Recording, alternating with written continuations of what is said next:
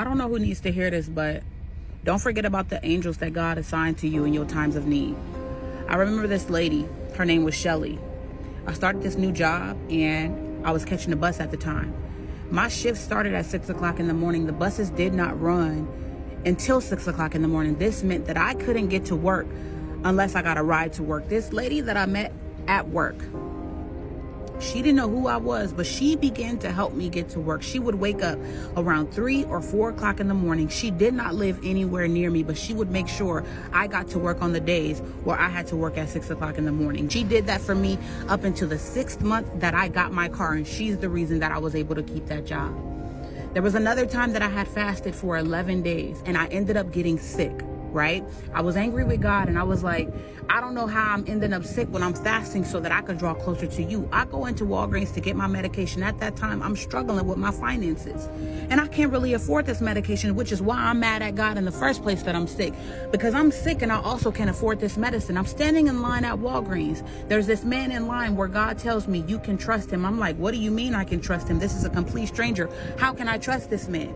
This man ends up letting me cut in line. He tells me about this app where I could save off medications, and then he leaves $20 on the counter. What I was supposed to pay that day was $60. What I left paying was $15. When I got in the car, I cried because at that moment, God said, nothing that you do for me will ever be done in vain. That was an angel that was assigned to me that day.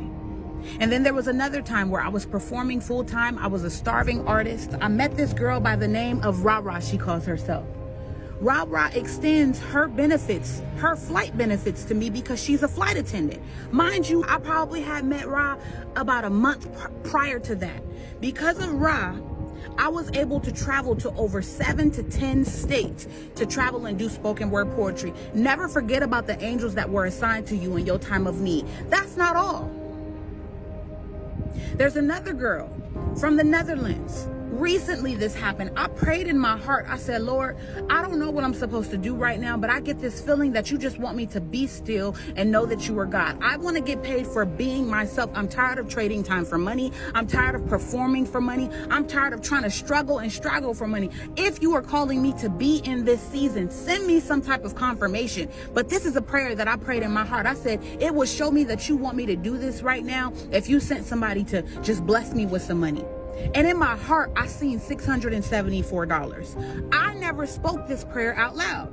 No more than a month later, a young lady reached out to me on Instagram.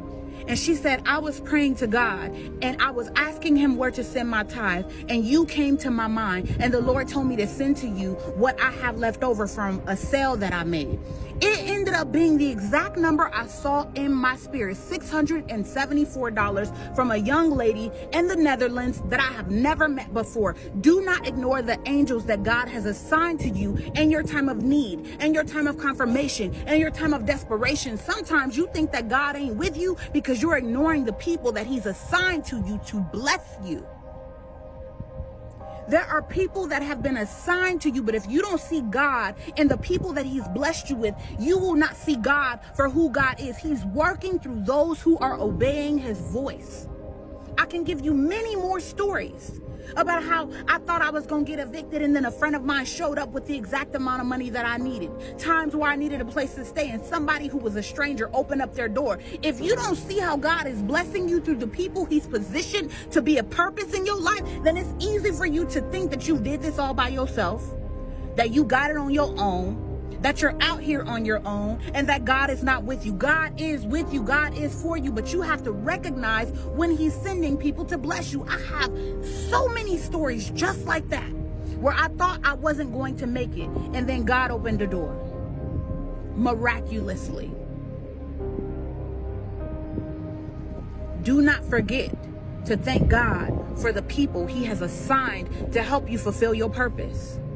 There are people and angels and the obedient that have been assigned to be a blessing to your life. If only you will acknowledge that. For you to sit back and say you self-made is all ego. Ain't none of us self-made. And if I could ignore every story that I just said and simply say that I'm not self-made, simply because everything that I am is a byproduct of everybody God positioned in my life to make sure I made it this far today, nothing that I am is of my own.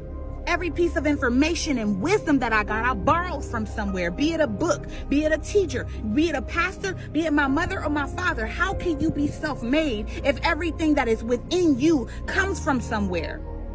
Self-made would only mean that you didn't borrow a single resource from this realm in order to be all that you are. But from the time you came out of your mother's womb, you had to borrow resources from somebody. This is why I never could understand why people feel like they could be the God of their own life. If you're going to be the God of your own life, this means you can't borrow any resources that God provided to you, be it food, air, shelter, clothing, ideas. It's not your own. Even the ideas that come from within you, you have to borrow resources that are on the earth to bring that idea to pass. So if you will get out of your ego and you will truly look at what God has done for you through his people, through the resources, through the people that come to you as customers, through the people that buy your product, through the people that hire you at their companies, that you might be able to make 6 figures or become a millionaire, you are not self-made. And if you think that you are self-made, you are truly full of yourself. Which truly, who are you? But the product of everything you borrow from everybody else. Who are you? But the product of every product somebody bought from you that you might have that money in your bank account. Who are you? But the product of those people and brands that fulfilled their purpose, that you might be able to wear their clothes on your back. Or the person that fulfilled their purpose, that you might be able to drive that Tesla or drive that luxury vehicle or live in that luxury community of housing that you did not build. You are not self-made. And nothing that you are is because you got it on your own. Everything that we are is a byproduct of God's love for us and who he's assigned and positioned to bless our lives.